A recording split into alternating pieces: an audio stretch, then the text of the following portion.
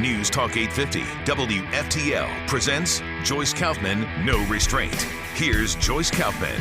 In light of what is going on in Afghanistan right now, I thought it was interesting when I saw a National Terrorism Advisory System bulletin that was sent out to all federal employees, particularly those working in DHS, the Department of Homeland Security. The summary says that the Secretary of Homeland Security, that would be Mayorkas, has issued a new National Terrorism Advisory System, and it regards the current heightened threat environment across the United States. The homeland continues to face a diverse and challenging threat environment leading up to and following the 20th anniversary of the September 11, 2001 attacks, as well as religious holidays we could assess could serve as a catalyst for acts of targeted violence. These threats include those posed by domestic terrorists. So while al-Qaeda and the Taliban are reasserting their strength in Afghanistan, Secretary Mayorkas wants us to concentrate on this imaginary group of domestic terrorists that are just waiting for an opportunity to attack themselves. Additional details included: through the remainder of 2021, racially or ethnically motivated violent extremists and anti-government, anti-authority violent extremists will remain a national threat priority for the United States. These extremists may seek to exploit the emergence of COVID-19 variants by viewing the potential reestablishment of public health restrictions across the United States as a rationale to conduct attacks. Pandemic-related stressors have contributed to increased societal strains and tensions, driving several plots by domestic violent extremists, and they may contribute to more violence this year. Think about that for a second. We're watching Taliban take over the country of Afghanistan, which is where the 9/11 attacks were actually fomented once upon a time by Osama bin Laden. And we're worried about domestic terrorists, I guess like the guy with the horns on that went into the Capitol building, or maybe Ashley Babbitt, an unarmed veteran who was shot dead by the Capitol Police. You see, that's the principal concern for Secretary Mayorkas, not the 5,000 prisoners that were released from the Bagram the prison that they were sent to from Gitmo, most of them. They were released by the Taliban, but Secretary Mayorkas is worried about some guy with blonde hair and blue eyes living in some rural county in America who's discontent, who doesn't want to be shut down or locked down or have his business ruined or have his kid forced to wear a mask in school. They're the real danger to our national security, not the millions of people that will be streaming across our border, bringing not just criminality and all the rest of it, but bringing COVID-19 and the new variant, the Lambda variant from the South American region. Additionally, he warns us, Secretary Mayorkas, that leading up to the anniversary of 9/11 attacks, al-Qaeda in the Arabian Peninsula recently released its first English-language copy of Inspire magazine in over 4 years, which demonstrates that foreign terrorist organizations continue efforts to inspire U.S.-based individuals, susceptible to violent extremist influence. So let me ask you a question. Does anything seem to jump out at you that Inspire magazine ceased to publish these articles for a period of 4 years? What was the difference in the period of 4 years preceding this administration? Oh yeah, that's right.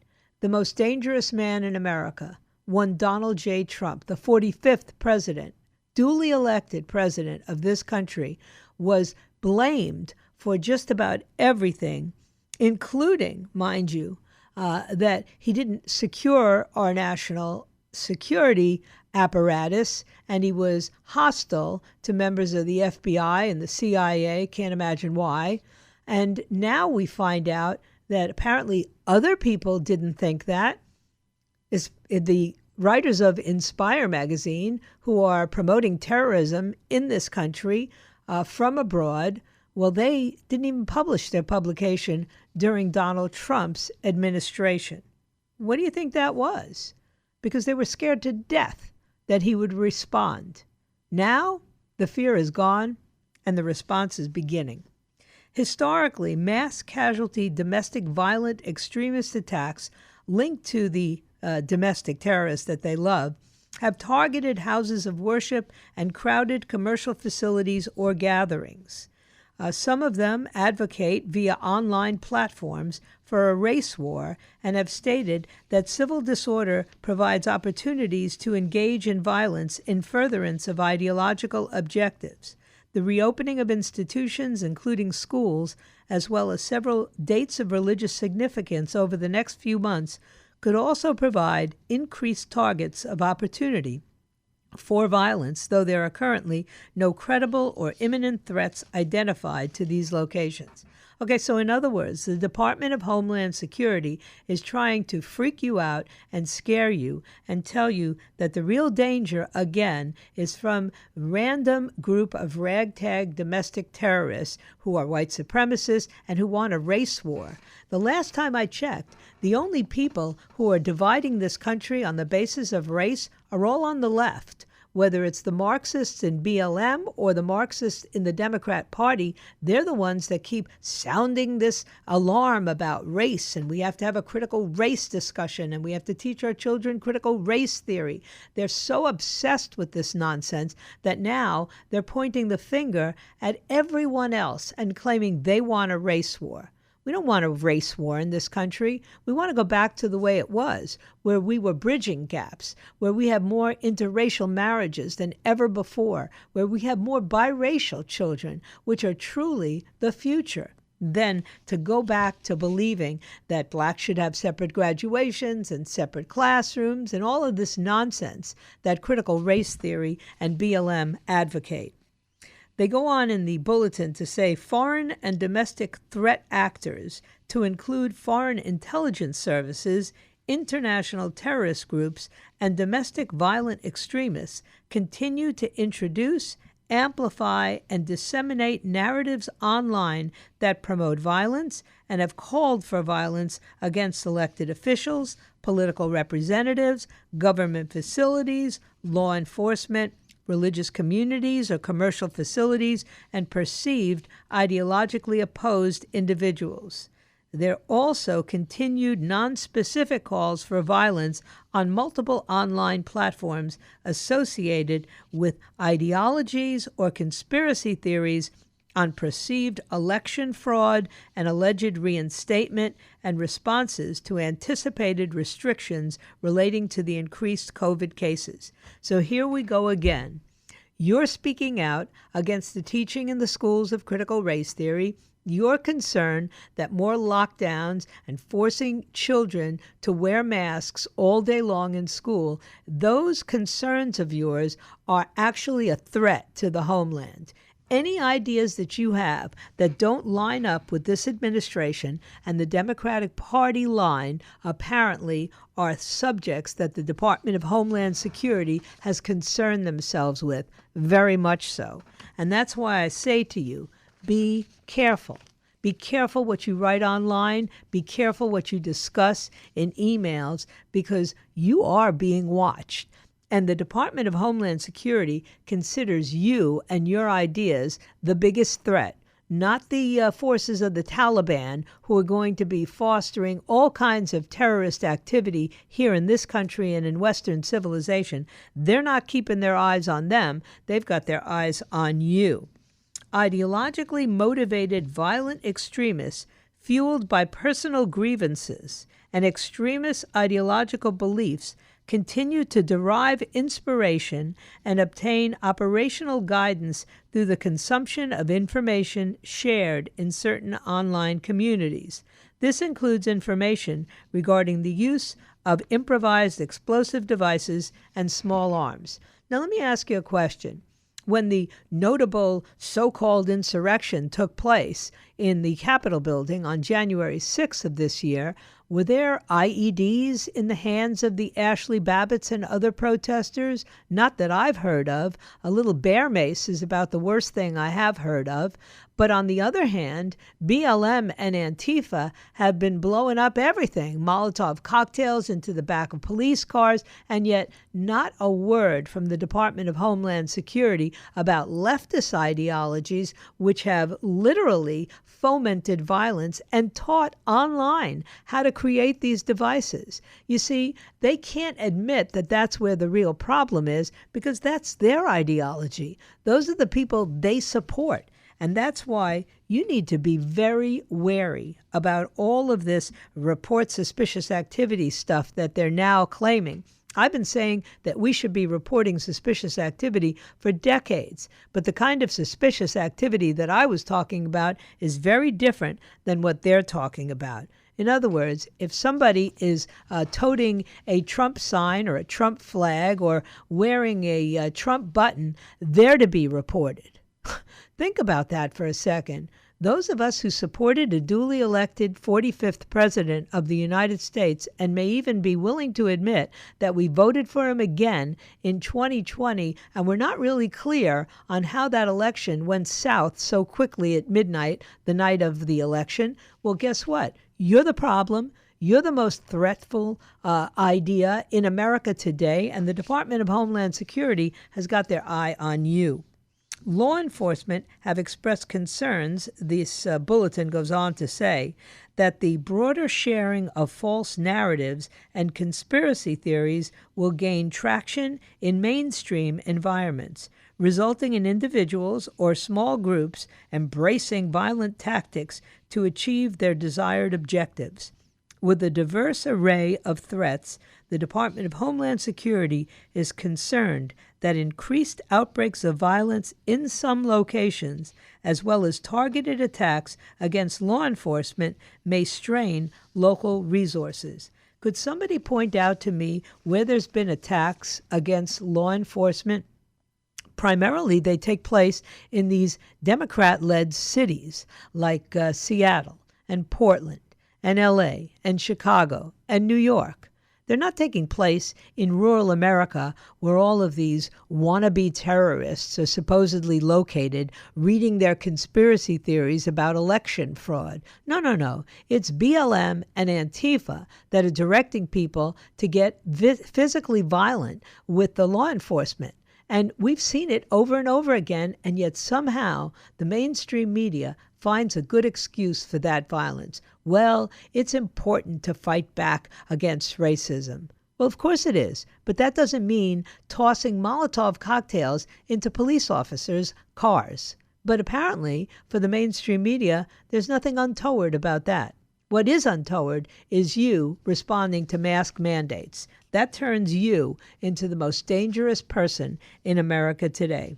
The Department of Homeland Security is now checking nation-state adversaries who have increased their efforts to sow discord. For example, Russian, Chinese, and Iranian government-linked media outlets have repeatedly amplified conspiracy theories concerning the origins of COVID-19 and the effectiveness of vaccines, in some cases amplifying calls for violence targeting persons of Asian descent.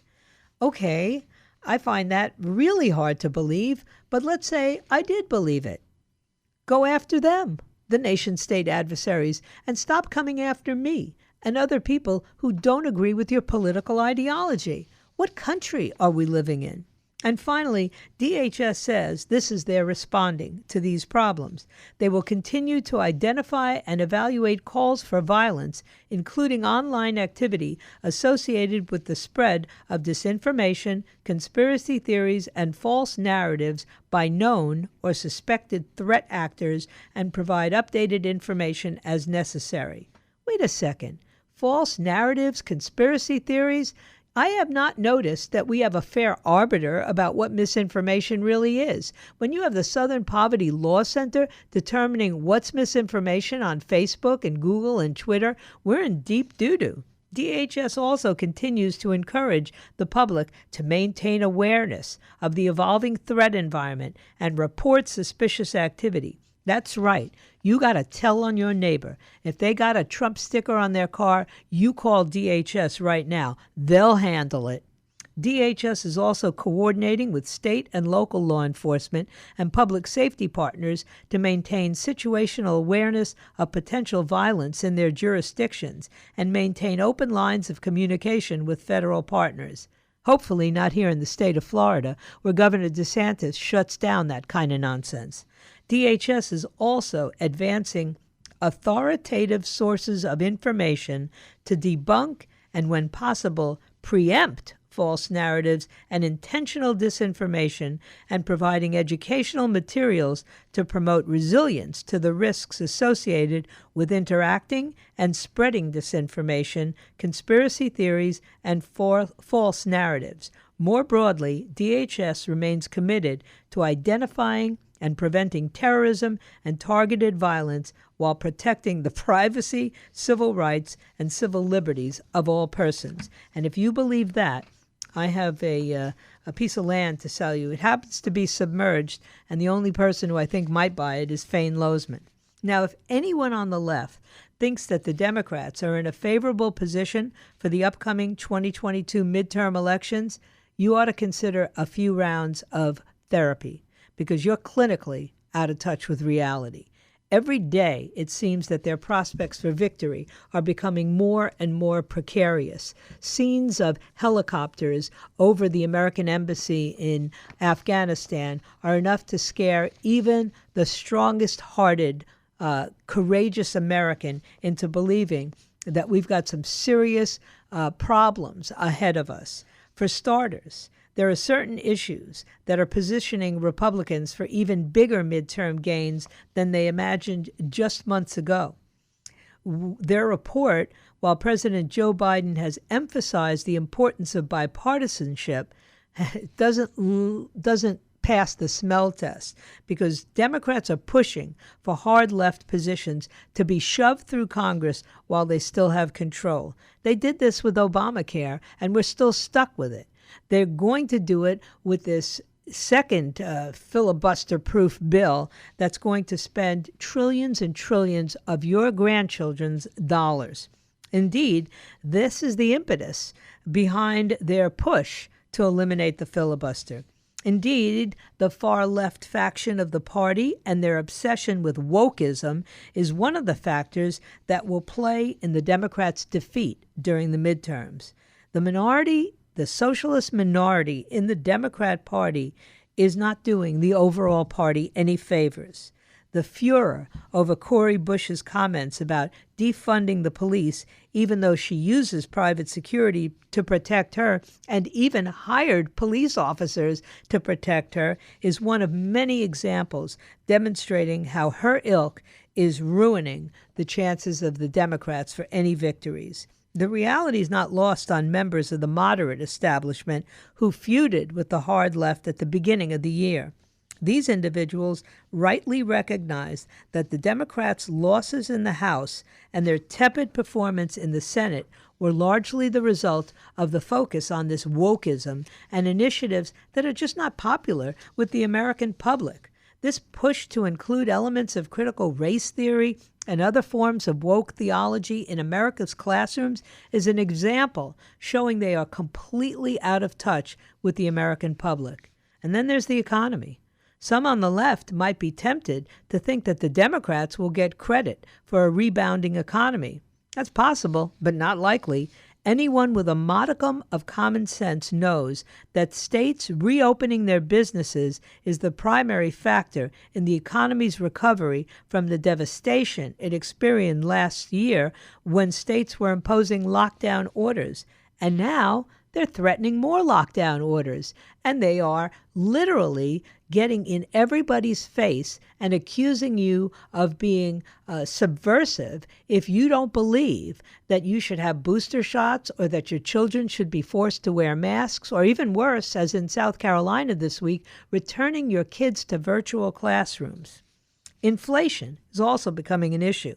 Americans are paying more for the products they need to live their lives, and that's backed up by internal surveys showing how fearful Americans are of the rising costs of health care and daily goods. And trust me, if you pulled up to a gas pump in the last couple of months, you know you're paying more for gas. Even if it comes down a few pennies, you're still paying more for gas than you should be. If we had the Keystone Pipeline, if we had not restricted our domestic energy capabilities, we wouldn't be experiencing that.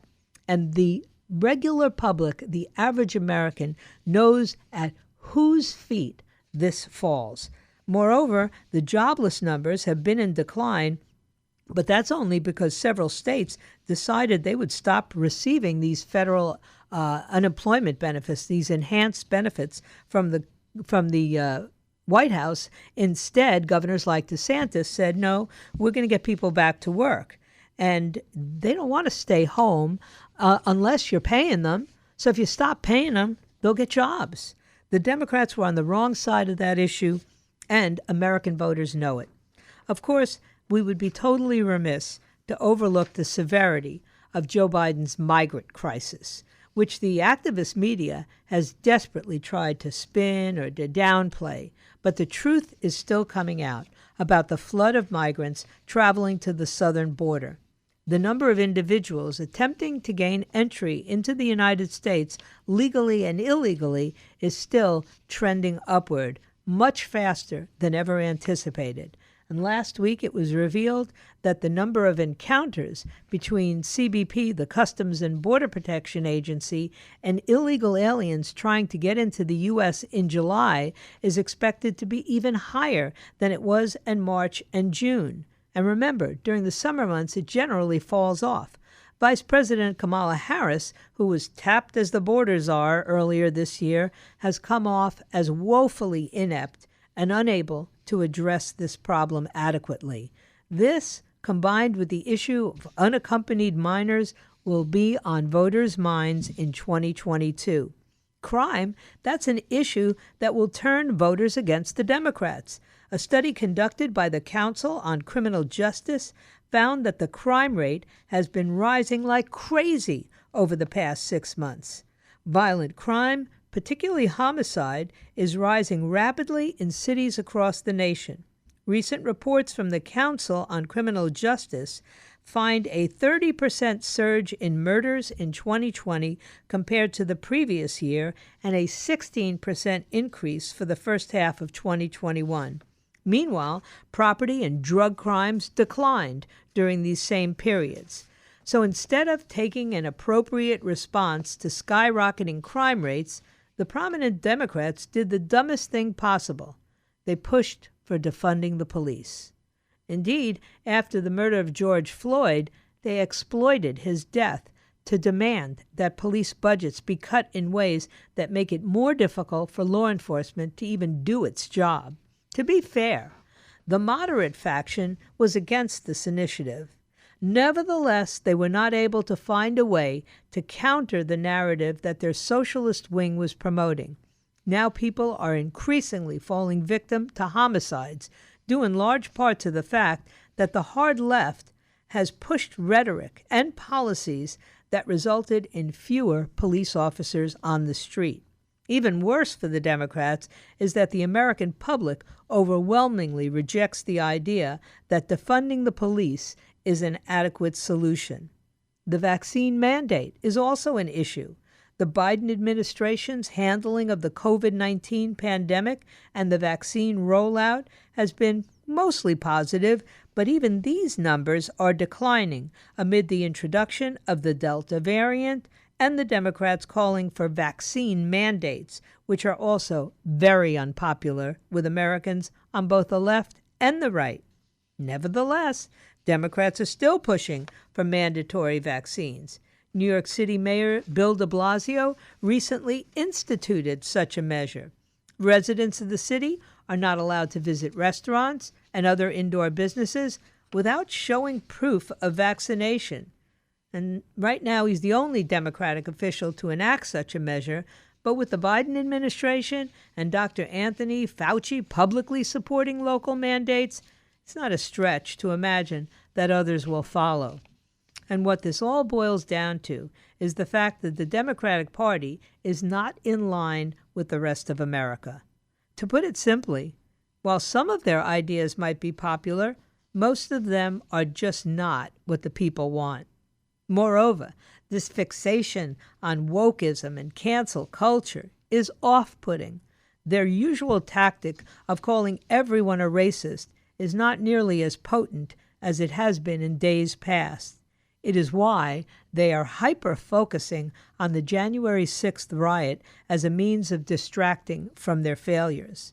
Unless the Democrats pull off an unexpectedly huge victory, or the Republicans do something astonishingly stupid, which they sort of did when you had 19 senators vote for these crappy bills, it is difficult to see a path to victory for the left in the midterms. And at this point, the GOP, despite being almost totally incompetent, is sitting in a pretty good position. I just hope that they don't foul it up, because they're starting to. And it is early yet, but as of today, it looks like the top issues in next year's congressional elections will be the cost of living, crime, and critical race theory. And if that turns out to be true, Democrats are in serious trouble. For the first time in quite a few years, prices for staple items are rising, and with the federal government borrowing and spending at a record pace, that trend can only accelerate. People aren't happy about it. More than 70% of respondents to a Fox News poll consider grocery and gasoline prices to be a hardship for their families. Further, 79% say the federal government's economic policies are responsible for rising prices, with 49% considering them very responsible. To be fair, respondents also blame the coronavirus, not sure how that works, and the regular ups and downs of the economy. But as prices continue to rise over the next year, more and more fingers will be pointed at Joe Biden and the Democrats. And consumer confidence plunged this month. The U.S. consumer sentiment fell sharply in early August, with the University of Michigan Confidence Survey plumbing deaths not seen in a decade as Americans expressed worry about personal finances, unemployment, and inflation. The survey, which was released on August 13th, showed that the Consumer Sentiment Index plunged from July's reading of 81.2 down to 70.2, hitting a level not seen since 2011. The 13% slide was one of the sharpest in percentage terms in the past 50 years, exceeded only by an 18.1% drop in 2008 and a 19.4% fall in April of 2020, when the CCP virus pandemic threw the economy into a tailspin. Looking on the bright side, maybe the Democrats can run on the Biden administration's foreign policy successes. Okay, so that was a bit of sarcasm. But you need to hear these things. It's important to know what's going on and why it's going on, which is why I'll bring you DHS memos and I'll tell you about what it looks like in the years to come. You know, Steve Forbes criticized American Express for one of these anti-racist programs that described capitalism as racist and deployed all that critical race theory garbage. These things have very real consequences, he told Maria Bartiromo. I wonder if Amex is going to bring in people to talk about the virtues of free markets and how it actually enables people, as Lincoln put it, to improve their lot in life. So guess what? According to a lot of documents, the American public is no longer accepting this anti-racism initiative that was launched after George Floyd's death last year, and they're tired of employees and children being subjected to these critical race theory tenets, including this intersectionality, which reduces individuals to a tangle of racial, gender, and sexual identities that determine whether he's an oppressor or oppressed in any given situation. There's irony that this message was actually adopted by a credit card company that made $2.3 billion in profit last quarter. Thank you, Steve Forbes, for that little bit of information. And all I can say to you, the listeners of the No Restraint podcast by Joyce Kaufman, is that you better wake up. Wokeism should make you awake. Critical race theory should challenge your ideas. And more importantly, you ought to be thinking about the 2022 midterm elections and getting very involved.